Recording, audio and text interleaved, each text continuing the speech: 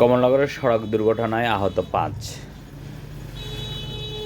ঘটনাটি ঘটেছে ২ মার্চ পয়লা রমজান রবিবার সকাল ১১ ঘটিকার সময় কমলনগর উপজেলা কমপ্লেক্সের উত্তর পাশে হাফিজিয়া মাদ্রাসা সংলগ্ন স্থানে। যাত্রীদের কাছ থেকে জানা যায়,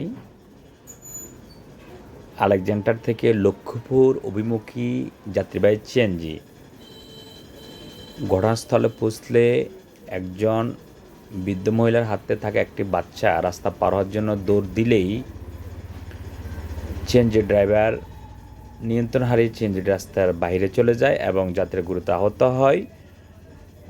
পরবর্তী তাদেরকে কমলনগর স্বাস্থ্য কমপ্লেক্সে চিকিৎসার জন্য নেওয়া হয়। আপনারা পুরো ঘটনাটি জানতে এই ওদের সাক্ষাৎকার শুনুন। সিএনজিটা কোন জায়গা থেকে আসছিল? এটা হচ্ছে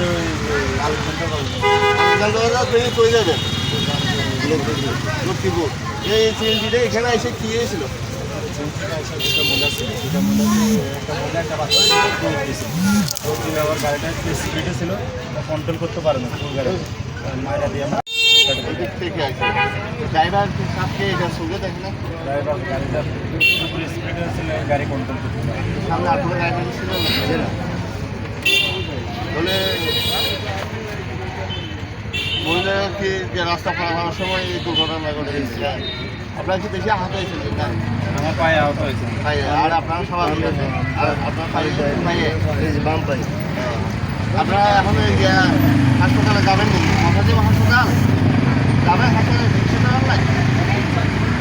যদি ওনাদের হাসপাতালে আমরা রামুদ ধরে দেবো, রামুদ আপনি কই দিতে হবে? হ্যাঁ, আমার পায়ে আগে থেকে আমি স্কেচে নিতে হবে। কোন জায়গায় নেবেন? রামুদ নেবে, কোনটা দেবে? আচ্ছা, তাহলে আপনি গেলে